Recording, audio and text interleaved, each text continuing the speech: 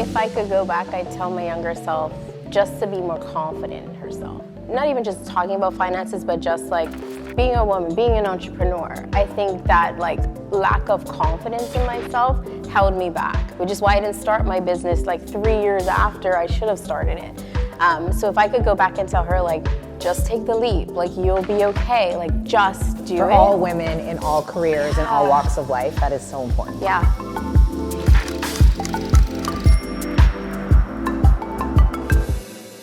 Welcome to the Build Up Podcast. I'm Priscilla Facey, founder CEO of Build Up Development Co. And we are talking to inspiring entrepreneurs about their financial past, present, and future. Learn the secrets to building wealth and stability from people who were exactly where you are now. Also joining me is Blake Carter, radio host at Flow 93.5. Also joining us today is Vanessa Bowen, founder of Mintworthy Co. She is a money and mindset coach. We're so excited to have you. Thanks for having me. So tell us, I'm so curious about your full story because you went from someone who was swamped in debt to now building this company that really inspires to help. I need to like get closer and listen because I'm at the swamped in debt level. So how did we do this? Yeah, we keep all in there. So tell us, what is your story? How did you get to where you are now? Yeah, so when I started my career, some background, I'm a CPA. So I started my career as an accountant thinking, oh, I got a good salary, like I'm good, I don't have to worry about money. And typical fashion, I just spent money. And I just kept spending and kept spending. And at the time when I first started my career, I moved into a condo that I could barely afford and literally lived paycheck to paycheck.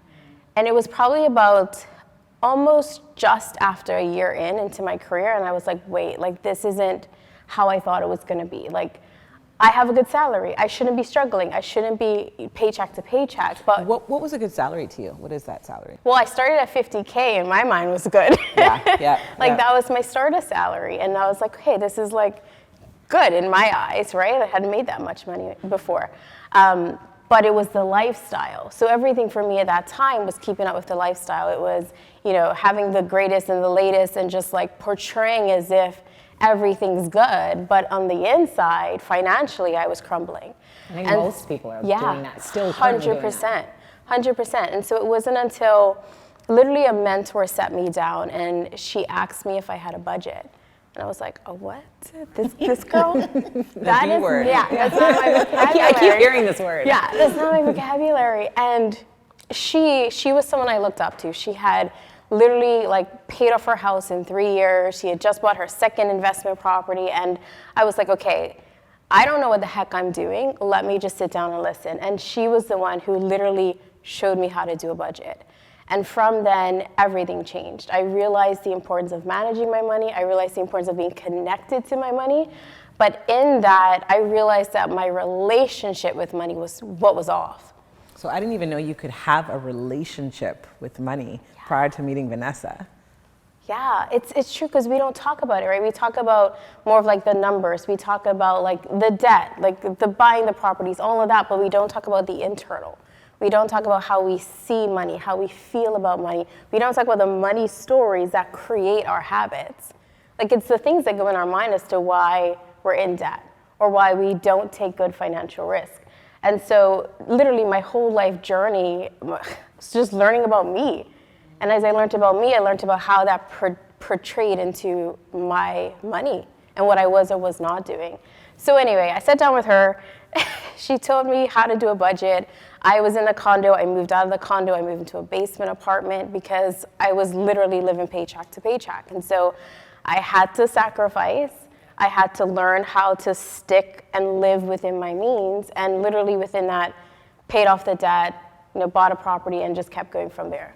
And I think too, you mentioned that $50,000 a year was your starting salary. You thought that was a good salary, but I think what most people don't do, they don't factor in all the deductions. So you don't take home $50,000. No. You probably take home $34,000, $35,000. Yeah, exactly. So true. Yeah, we don't think about that. You just see the top number and you're like, oh, I'm good.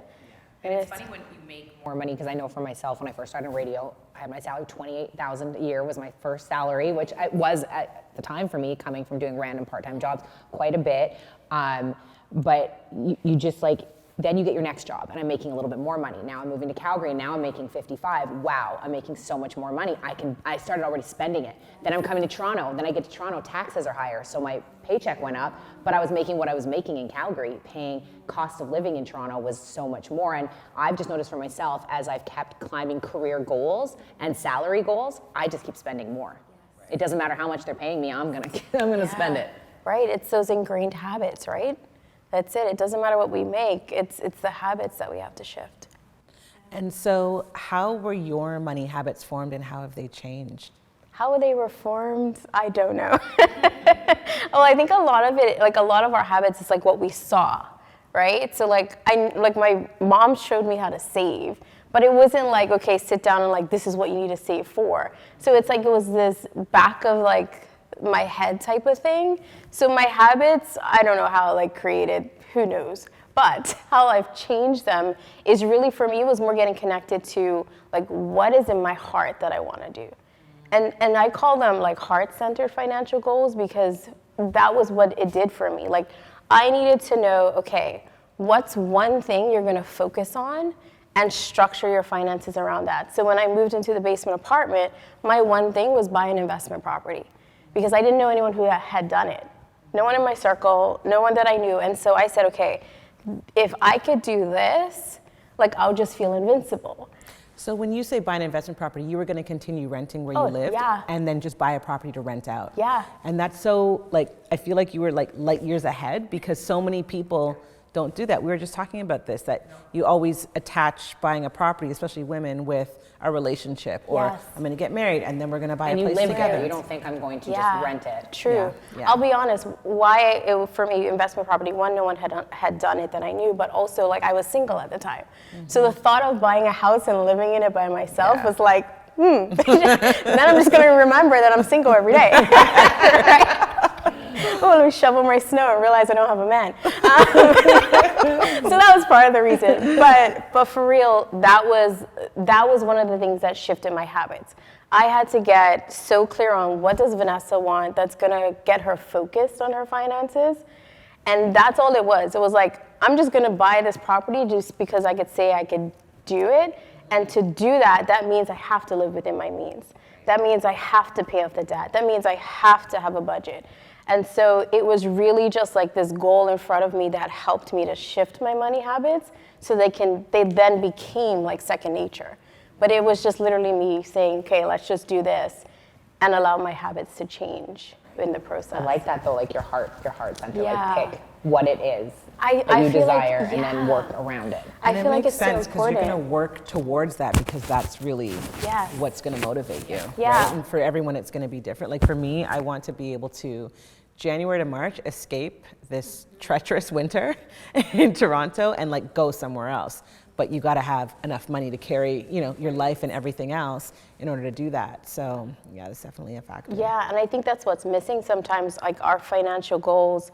Sometimes people will choose what their parents say should be a financial goal, or what their friends are saying, oh, you should save for a house, or you should whatever. But if your goal is to live, somewhere else for 3 months, like that's your goal. Yeah. But we're too busy trying to pick other people's goals and make them ours sometimes. Yeah, and that can definitely throw you off track. Yeah. So tell us a little bit more about, I guess, what you do with your clients. How you even got to the point of making this like a business. Yeah, I don't know how. Honestly, it started with my mentor. She taught me, and then I just was blabbermouthing about what she was teaching me to other people. Like everyone needs to hear this. Yes, and it was mainly other women. And realizing that the women in my circle were just as clueless. They were in debt. They had no idea. They were, like me, living in that false pretense that like you have to have a partner to be financially secure. And so I was just helping them, and then it just became a passion. And it just became a bigger passion and a bigger passion. And my career as a CPA was moving. So I was in this limbo state because, you spent all this money to become an accountant, like it's a good, secure job. So I went through all of that, but realized that my heart told me this is what I was meant to do. And so that's kind of how I led into starting Mintworthy, but it didn't start out with the mindset and the financial strategy. At first, it was just financial strategy because that was more of what I was focused on. But as I said earlier, my journey made me uncover my relationship with money, and then talking to my clients, I was uncovering their relationship with money, and that's how this whole mindset piece came in. And so I became super fascinated and then got into becoming an NLP practitioner. That's another story. But I just was fascinated with how our mind creates our habits and our actions, and that spills out into our financial life. And so going back to your question, what I do for my clients is, it's holistic, I say. Like, we focus on your mindset with money. We uncover your money blocks. What are those deep-rooted subconscious thoughts that are creating your habits, creating your relationship with money, shifting those first. Because if we don't shift those, and I just teach you like how to strategize and how to be better for your money, those old ways of being are gonna come back. And you're just gonna slip back into the same spot. So I'm all about shifting the mindset first and like changing their relationship with money. And then I teach them the strategies of like budgeting, getting out of debt, saving, etc. Building that like trajectory, building that plan. And then they can actually do the plan because their relationship to money and to themselves has changed. It's funny listening to you talk about this because it also sounds like when you're working with a trainer or like someone to do with your dietitian and stuff, because it's the same thing. It's really with everything in life, your mindset on whatever that is, whether it's your eating, your fitness, your money, you have to have healthy relationships towards those things to get your goals. So true, yeah. Is there a point where you can help someone shift their mindset, okay, and now they're in a better mindset, their relationship is better, and now they're good, and now for the rest of your life, you're just set? I wish. Then I'd probably be a billionaire and we wouldn't be here right now. But the thing is with like anything with your mindset, like it's a forever process. Just like being healthy. It's not like you just go and you eat, your vegetables and you work out for a week and you're good. It's a lifestyle. So yeah, shifting your mindset is a lifestyle. Get better money for the rest of my life. Okay. Because what happens, and I will say this from my own life experience, what happens is you overcome a block in one phase of your life, and then you get to another level of life, and there's more blocks. So as you progress, your mindset progresses, but also what you're going through in life shifts. So you have different mindset beliefs around what you're going through at that time. So it's almost like using the tools as you keep progressing in life, but it's tools to shift your mindset. But every time you're going through something in life, your mindset's going through something else. And it's like, okay, let that block sit down, get to another level. Okay, here's another block, work through that, let that sit down. So it is like a lifestyle thing. Do you have, for people who are like struggling with their finances or managing a budget or anything, like 3 things, like right off the bat, 3 lifestyle changes they need to make right away to start getting on track? Yeah, 1, have a budget. I'm so big on having a budget. It's like my thing. You have to, because if you don't track your money, if you don't tell your money where to go, which that's what your budget's doing. It's telling your money where to go, where to sit down. If you're not telling your money where to go, it's gonna go wherever it wants to go. And so it's controlling you instead of you controlling your money. So budget number 1, but also I'm big on having what I call money dates. Yes, and you have a glass of wine and you make it a date. But it is that point of like sitting down, because like we set our financial goals and then that's it, right? We set them at the beginning of the year and it's like, okay, I'm gonna do this, but we don't track. We don't actually like sit down and see how we're doing. We don't track our spending against the budget. So those money dates are like those check-ins to see, how am I doing? How am I progressing? Am I doing the things that I said I was gonna do? Just like any type of like shift in your fitness. You don't say I'm gonna lose 10 pounds and then never go back on the scale. Yeah, true. Right? Yeah. It's all of that. And it's funny, because I 3 years ago started working with a financial planner. So not an advisor, but a planner that just helps you plan your whole like life plan with money. And we have dates every month. Yeah. And so every month I get the reminder 2 days ahead, and I'm like, okay, I have QuickBooks and I have something called Mint. Yes. Mint.com. Yes. So she has access to see everything. Yeah. And literally we get on the phone and she's like, you are under budget on here, but you're a little bit over here. And she kind of just goes through everything with me. And I'm like, yeah, this month I had a couple more meetings late. We ordered takeout a few more, nights than usual. Yeah. Right. But it keeps you kind of on track, and it really helps me to be informed. Okay, the last few months I've been eating out way too much. I'm gonna like make a better effort to buy groceries and cook at home. Yeah. Or whatever that's gonna be, And so those money dates, and I shape up 2 days ahead, get everything organized, okay, go. And she also, which is really great for entrepreneurs, it helps you understand your cash flow, Yes. right? Because if you have your own business, you don't get a regular biweekly Yes. paycheck. Okay, you know what, for your expenses, you're gonna need $20,000 over the next 3 months. You've only got 10,000 coming in. You got to go find another 10 grand. Oh my gosh, yes, go. You know, so it helps you focus that way as well. Yeah, 100%. So like the money date thing is so critical because I was flying date. off track. Well, you're 2 building years a ago. relationship. You're courting your there finances. You go. Yeah, Oh, I yeah. love that. Courting your finances, yes. So where do you see yourself in the next, 5 to 10 years? Like where do you see yourself in your business? Great question. My vision is just to see women stand up when it comes to their finances. Like, I just want women to feel confident. I want them to stop hiding. I want them to stop playing small, not going after their dreams because of the size of their bank account. So that vision for me, like 5, 10 years from now, is to literally see Mintworthy become like this community, this movement of women doing just that. Women who are not afraid to talk about finances. Like are just bold and brave when it comes to that area of their life. So that's the vision. We will get there. Absolutely. Yeah. And what would you say, I mean, you offer so many things. You offer one-on-one coaching. You also do mastermind. Group coaching, yeah, which is kind of like the mastermind bit, yeah. And so women can come to you if they've got, anyone who's just not where they want to be, period. Yeah. And there's probably blocks in there that you're going to unlock. Yes. Got it. 100%. And Yeah. okay, well, what is your advice for your younger self? What were some things you wish you knew back then? I think if I could go back, I'd tell my younger self just to be more confident in herself.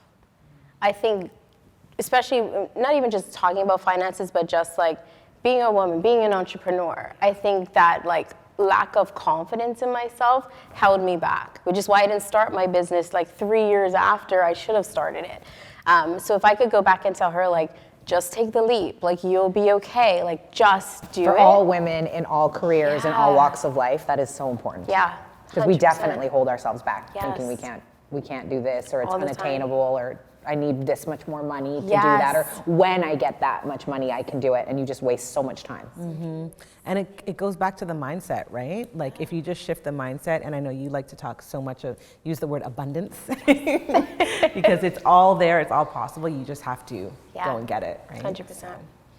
Well, thank you so much Thanks for joining us having me. today. Thank you. And thank you for listening. If you liked what you heard, and for more must-have financial knowledge, we are on Instagram at BuildUpDevCo, and on Clubhouse, we are the Real Estate Wealth Club. See you soon.